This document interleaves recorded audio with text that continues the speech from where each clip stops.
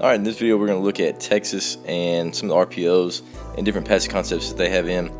New offense coordinator over there for Tom Herman. Really good quarterback and really good skill players out there. I think they're going to have a pretty good year. But what they actually have right here is they have inside zone. They're in 20 personnel. They have fullback right there, running inside zone to the left.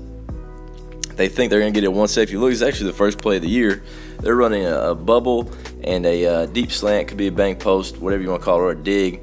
And they're reading if that safety rolls down. If that safety rolls down, then they're going to pull that and probably throw that into the window. And right here we'll slow it down a little bit. As you can see, that linebacker steps in. They're running that bubble. They have that bang right there. Now, of course, they roll to a one high look to get that extra guy in the box. That's fine. That's going to vacate a lot of space right there. If he sits back, they can obviously throw it right there to the bubble. But right there, you see safety running hard to that bubble. Here's this dig or bang post, whatever you want to call it. And Ellinger, he holds just a little bit. You can see the lines starting to get a little bit far downfield. They're lucky right here. They didn't get called. They have, 3 yards right there, right at 3 yards as that ball is getting released. So that's pretty close, but really good ball right there on his body for completion and a big play. A lot of teams, of course, they'll just run that screen and push crack as opposed to running a slant or bang aid in behind them. But right here, Texas ends up running that and getting the second read off of it. Double clutches it, throws it right there for a big play. And they end up scoring on this play to start the season right here with a touchdown. Same play into the boundary right here. You've got a bang eight, you got a bubble right here. And he's basically making sure that they're 2-on-1 out here. He's going to read this backer. And as this plays, you can see this backer stepping into the box. So obviously he's not able to guard the bubble or that bang. So Ellinger's going to pull it. And right there, the corner plays a little bit off, so he flips it right there to the bubble, taking a completion there into the boundary.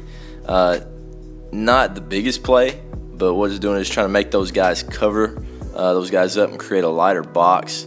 And of course, if you just throw the ball out there in space and that ball's getting out, you should be one-on-one with a corner and hopefully one of your better players right there with a lot of space. Hopefully you can get, again, the team 6 and find a way to possibly break a tackle and create a big play.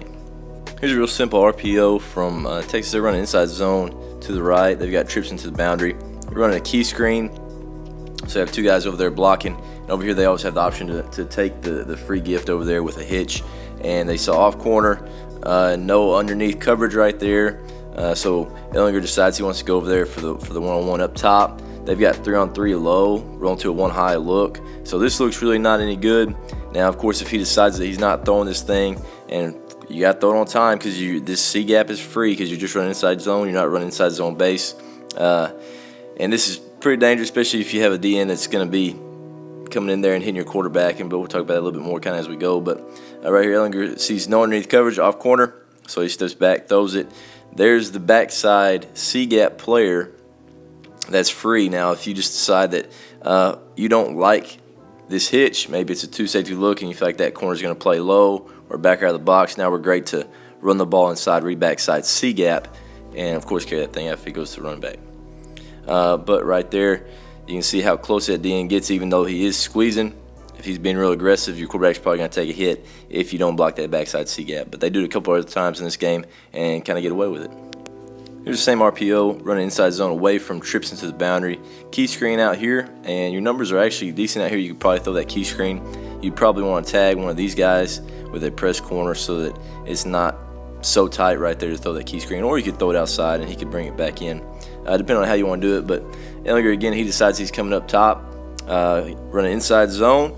So right here, the O-line is going to take those 3, probably to those backers. Now, if he walks down that gap, hopefully we can take care of that. But again, backside C gap is free, so you better get this ball out on time. Right there, ball snapped, and he gets it out on time. Front side C gap's free, and backside C gap. So you got 2 guys really coming free right there that could possibly, if they're playing aggressively, get a shot on your quarterback. But right there, Ellinger getting the ball out on time, knowing that corner's going to play soft, and throws it right there for a completion. And ends up being a big play again, one-on-one in space, and breaks 1 tackle, and he's off to the races right there. But you can see what UTEP was trying to do right here, just like they did the time before. They're trying to roll their safety over there, make sure that they're 3-on-3 over here. they actually end up bringing a bit of a saw blitz and trying to go cover 0 on it. So right there, if you didn't like the passes, you got to read the backside C gap. Would have been a give read, and UTEP definitely filled the alley, and the box was not great to run the ball. So pretty decent decision. Great job getting the ball out on time right here by Ellinger. This look, Texas in an unbalanced set. They actually brought their tight end over here. Still have their 3 receivers over here running a bubble, and all it is a counting game. They run inside zone to the right.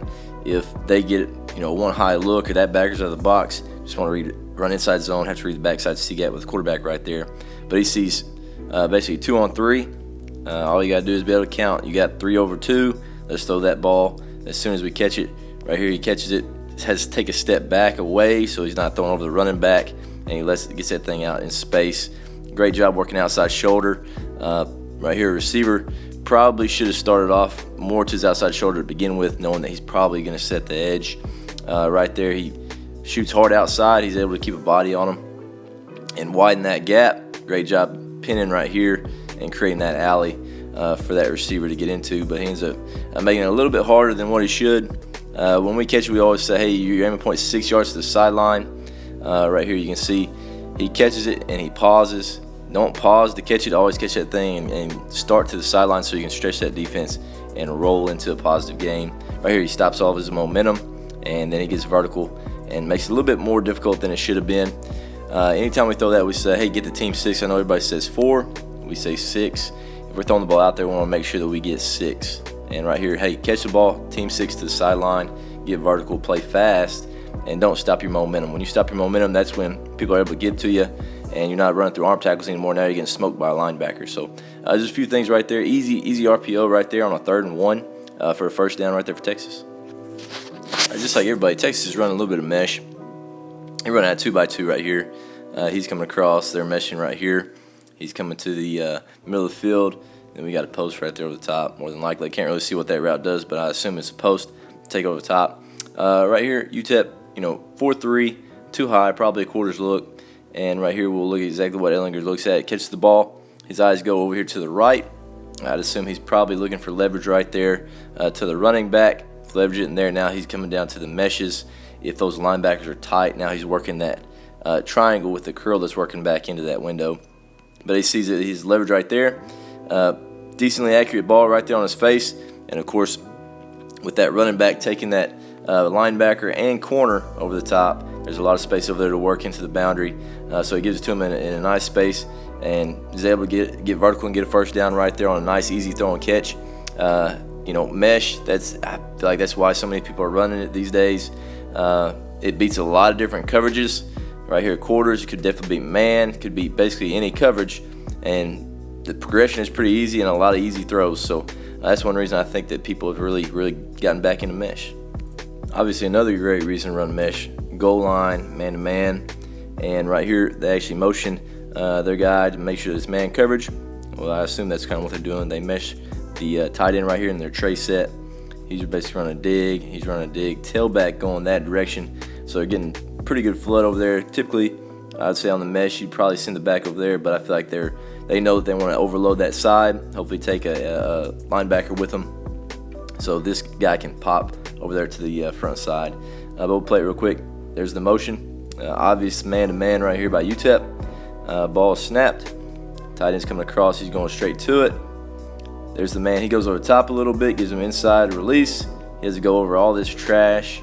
Here's another dig coming here. He's breaking across. There's the running back going. We'll see exactly who that was that went with him. Middle linebacker. Guy's standing straight in the middle of the formation. He's trying to get over the top to the running back to guard that. And you can see quarterback's eyes, as soon as it snapped, he's going to that running back. If this guy doesn't do a great job getting over the top of it, I'm sure he's throwing the ball to the running back. That's a lot of trash to get through. Probably could even throw the ball to the running back right now, and he's probably going to get to the end zone. One-on-one with number 47 with a lot of space. But right there, he comes down, and you can see, again, that corner has to go way over the top of all this. And there he is popping wide open on an easy throw and catch. Right there to get vertical. He takes a hit, but he gets to the end zone. So mesh is really versatile. Not sure if they did this a ton in the past, but of course, new coordinator in there with some area backgrounds from Oklahoma State and all those different places he's been at. Nice easy throw right there, and he's able to get in the end zone. Here's a play that's really intrigued me, and saw it from LSU quite a bit last year. But if you guys have any more information on this play or run it, just let me know. I'd love to talk with you about it. But right there, double post to that side. He's coming across to that. He's got a dig over here, and running back's getting to the flats over here. So it's basically a flood. You just have double post right here taking hopefully corner and safeties. Right here, Texas actually runs it against a 3 safety look. So people are always asking, hey, what do you do against 3 safety look when you know you have to throw the ball? 2nd and 15, they get into a 3 safety look. Understand that they're going to have to throw the football. And right here, what it ends up doing, these posts right here, they actually take hopefully 3 guys deep. And now you've got a lot of space underneath. So you got 3 linebackers. He's going to work over here. He's just watching the quarterback's eyes. He's going to the flats. Basically, inside out, high low on that guy. And you can see he's working across to that window. There's the dig for if that backer's over it. And right there, he pops him right there into that window with a good throw. It's 15-yard out route or climb route, whatever you call it, for a first down right there. This running back to the flats holds this outside linebacker.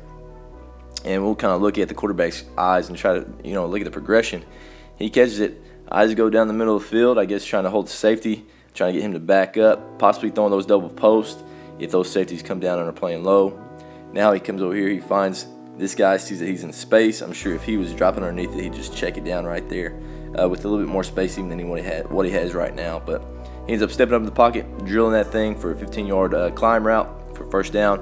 And, of course, you can look backside. Here's this backside dig for, if these backers possibly are chasing, or he's way over there. Now he's working that bigger window, and he can throw it through that middle window. But I thought this was interesting. If you guys have any thoughts on that, just let me know. I'd love to talk with you about it. It's a pretty interesting concept, especially if you're seeing a lot of 3 safety looks and stuff, working a lot underneath windows while taking those guys over the top. But anyway, appreciate you guys watching. Let me know in the comments if you guys have anything, any games that you guys really want to see. But anyway, we'll see you guys next time.